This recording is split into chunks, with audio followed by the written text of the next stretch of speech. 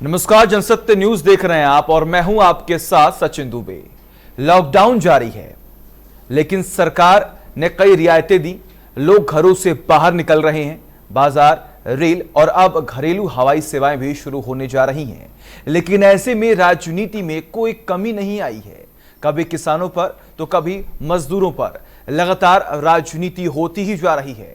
ऐसे में देश ने जिसे चुना था वो कैसे जनता के हित के लिए कार्य कर रहा है, क्या सुविधाएं तमाम जनता तक मुहैया कराई जा रही हैं, इन जैसे और भी सवालों के जवाब और कई मुद्दों पर बातचीत करने के लिए हमारे साथ जुड़ चुके हैं पंजाब कांग्रेस के पूर्व प्रधान और राज्यसभा सांसद प्रताप सिंह बाजवा।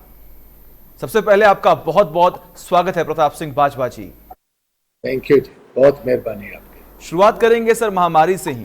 तमाम लोग जो हैं वो अपने घरों में कैद हैं, महामारी का दौर चल रहा है। अगर ऐसे में पंजाब की बात की जाए तो कांग्रेस की सरकार है वहां पर, और आंकड़ों की अगर बात की जाए तो 2000 से संक्रमितों के आंकड़े बढ़ चुके हैं, ज्यादा 40 से अधिक लोगों की मौत हो चुकी है। आने वाले समय में किस तरीके से काबू पाएंगे?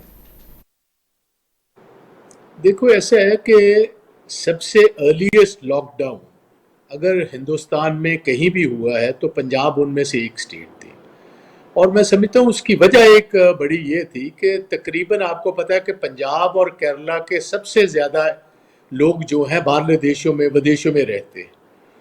तो सर्दियों के मौसम में जनरली हमारे बहुत सारी शादियां होती हैं, और जितने बुजुर्ग हैं पुराने जिनका जन्म हिंदुस्तान या पंजाब में हुआ है, तो वो सर्दियों के दिनों में, क्योंकि वेस्टर्न वर्ल्ड में बहुत ज़्यादा सर्दी होती है, तो वो अपने सर्दियों के दिन गुजारने के लिए अपने परिवारों के साथ, अपने रिश्तेदारों के साथ पंजाब में आ जाते हैं। और कोरोना जब शुरू हुई, ये बेसिकली आपको पता है चाइना और यूरोप से आई। तो बहुत सारे केसेस कुछ हमारे जो एनआरआई भाई आए हुए थे उनकी वजह से भी इधर शुरुआत हुई। तो क्योंकि 94,000 पंजाबी इधर आए हुए थे, तो गवर्नमेंट ने इस बात का फैसला लिया कि अगर हमने इमीडिएटली लॉकडाउन ना किया तो हो सकता है ये कोरोना वायरस ज़्यादा फैल जाए। तो मैं समझता हूँ कि गवर्नमेंट ऑफ पंजाब की वो जो शुरुआत थी उसके साथ काफ़ी हद तक बचाव रहा है। और आज भी अगर देखा जाए तो पंजाब बाकी बहुत सारी स्टेट से कहीं बेहतरीन पोजीशन में है। हमारी कोई ऐसा बहुत ज़्यादा खतरे वाली बात नहीं है। काफ़ी हद तक हमने सख्ती से अपना कर्फ्यू भी रखा है। अब कर्फ्यू छोड़कर लॉकडाउन शुरू किया हुआ है। तो मेरा ख्याल है कि जैसे सारे हिंदुस्तान में आहिस्ता आहिस्ता जो है ऑरेंज जोन्स में, ग्रीन जोन्स में काम शुरू हो गया, तो हमारे भी अब काम शुरू हो जाएगा। और काफ़ी हद तक लोग जो अपनी रूटीन की जिंदगी थी, ये है कि पाबंदियों के साथ, बिना पाबंदी के नहीं, पाबंदी के साथ लोग अपना जीवन फिर से शुरू कर रहे हैं। में एक सवाल ये भी खड़ा हो रहा है कि तमाम जो पुलिसकर्मी, तमाम स्वास्थ्यकर्मी जो लगातार महामारी के दौर में 24 घंटे तत्पर हैं, कार्य कर रहे हैं सिर्फ और सिर्फ जनता के हित के लिए, जनता की सुरक्षा के लिए, उनके लिए क्या कुछ सुविधाएं मुहैया कराई गई हैं सरकार द्वारा? हाँ, उनके लिए ऐसा है कि एक तो जितने हमारे फ्रंट लाइन वॉरियर्स हैं, जैसे पुलिस वाले हैं, जैसे हमारे डॉक्टर्स हैं, हमारा मेडिकल स्टाफ है, हमारे सफाई कर्मचारी हैं, तो उनके लिए एक तो गवर्नमेंट ने ये पाबंद कर दिया कि जितनी देर उनकी ड्यूटी है सभी को 50 लाख की एक इंश्योरेंस दे दी गई। बाई चांस किसी को कोई प्रॉब्लम आ जाए तो गवर्नमेंट सारी जिम्मे लेगी, उनका सारा 50 लाख रुपए की इंश्योरेंस का है। उसके अलावा भी बहुत सारी सुविधाएं दी हुई हैं। सभी हमने जो प्रोटेक्टिव गियर है इसके लिए वो सभी को दिया हुआ है, पीपीपी किट्स दी हुई है। उसके साथ साथ जो जो भी ज़रूरियातें, जो चीज़ चाहिए वो गवर्नमेंट ने मुहैया करवा कर रखी हुई है। हाँ जी। लेकिन ऐसे में एक तरफ तो महामारी का दौर चल ही रहा है, तमाम जनता परेशान है, लेकिन अगर ऐसे में देखा जाए, बात की जाए राजनीति की, तो राजनीति में कोई कमी नहीं आई है, चाहे वो मजदूरों पर हो चाहे वो किसानों पर। और जहां तक मैंने देखा तो आप खुद मजदूरों के पक्ष में आवाज बुलंद करते हुए दिखाई दिए हैं।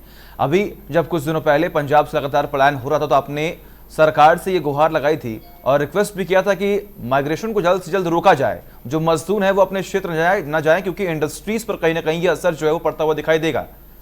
तो क्या कहीं ना कहीं आपका ये कहना है कि सरकार जो है, राज्य सरकार, वो कहीं ना कहीं मजदूरों के लिए कोई भी सुविधा मुहैया नहीं करा पाई थी, जिसकी वजह से पलायन हुआ? नहीं, ऐसी बात नहीं है। देखो, मेरा कहना ये था कि जब हमारे लॉकडाउन हुआ है, ये हुआ 20 मार्च से शुरू, और तब ही हमारे मुख्यमंत्री जो है कैप्टन अमरिंदर सिंह, उन्होंने ये बात कही थी कि ये बीमारी लंबा अरसा चलेगी, और उन्होंने ये भी बात कही कि चरम सीमा पर ये पहुंचेगी सितंबर के महीने में। उनका अंदाजा ये था, क्योंकि जो मेडिकल एडवाइस उनको मिल रही थी कि ये 4-5 महीने तक ये कंप्लीट जाकर फिर कर्व आएगा, जिस कर्व की बात हम करते हैं। तो उस टाइम गवर्नमेंट ऑफ पंजाब ने काफी अच्छे प्रबंध किए, क्योंकि हमारे तकरीबन 13 से 13.5 लाख माइग्रेटरी लेबर है जो बाहर से आए हुए हैं, यूपी, बिहार, झारखंड, सभी जगह से, बंगाल से लोग। तो मैंने ये बात कही कि चीफ मिनिस्टर साहब, जब आपको पता था कि लंबा टाइम चलना है, जब लोगों को घर भेजने का टाइम था, वो टाइम था कि आप अपने जितने इंडस्ट्रियलिस्ट हैं, उनकी एसोसिएशन है, उनसे बात करते कि भैया आज ये अपने परिवार छोड़ आए, बुजुर्गों को छोड़ आए, और 2-3 महीने के बाद जब इंडस्ट्री शुरू करने के हालात बनेंगे तो हम हफ्ता 10 दिन पहले इतला दे देंगे, ये वापस आ जाए।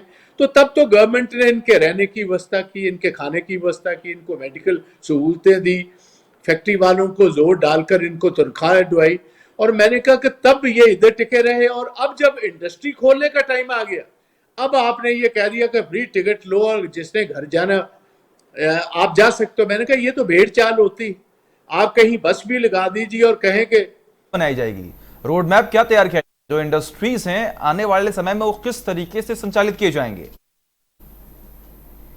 इसमें देखो, इंडस्ट्री को अब क्या हुआ है कि शुरू में तो लेबर को जाने की एक दफा भेड़ चाल हो गई थी कि सभी के सभी तकरीबन 11 लाख लोगों ने रजिस्टर करवा दिया था वापस जाने के लिए। अभी उतनी सुविधा हो नहीं पाई, एकदम इतनी ट्रेन का प्रबंध नहीं था हो पा रहा, मगर अब बहुत सारे इंडस्ट्रियलिस्टों ने अपने, क्योंकि हमारी जो लेबर है पंजाब में, ये स्किल्ड लेबर है, और इन लोगों को 5-5, 10-10, 15-15, 20-20 साल हो चुके हैं।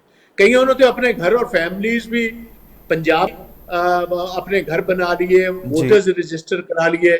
तो उनको अब काफी हद तक इंडस्ट्रियलिस्टों ने मना लिया कि भैया पहले इंडस्ट्री चला लो, आप अपने परिवारों को भेज दो उतनी टाइम के लिए, और उसके बाद जब एक दफा 5-6 महीने इंडस्ट्री पांव पर आ जाएगी, फिर अगर आपने 10, 15, 20 दिन छुट्टी भी जाना होगा तो आप जा सकते हैं।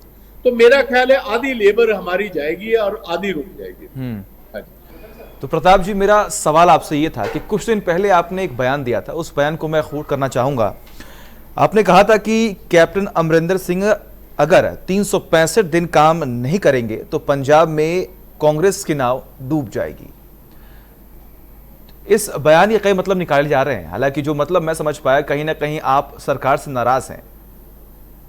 क्या टिप्पणी करेंगे? मेरी नाराजगी नहीं, मेरी तो अपनी गवर्नमेंट है भाई, मेरी नाराजगी कौन सी है? और मैं राज्यसभा का मेंबर हूँ, और मेरा ना कोई धंधा है, ना मेरा कोई कारोबार है, ना मैं कोई इंडस्ट्री चलाता हूँ कि गवर्नमेंट से मैंने कोई फायदा लेना हो, मुझे ना मिला हो, मैं नुकसान में हूँ। सो ऐसी कोई बात नहीं है।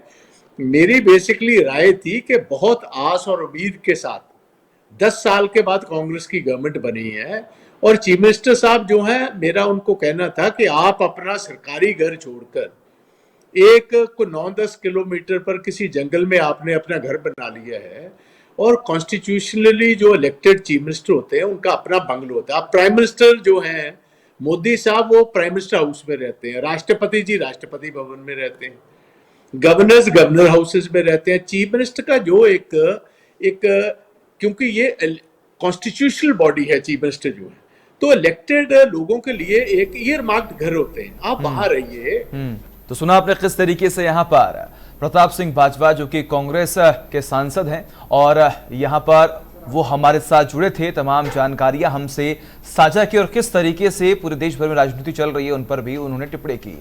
और इसी के साथ हमारे इस खास सेगमेंट में बस इतना ही। अगर आपको ये हमारा खास सेगमेंट पसंद आया तो इस वीडियो को लाइक करें, चैनल को सब्सक्राइब करना बिल्कुल भी ना भूलें। नमस्कार।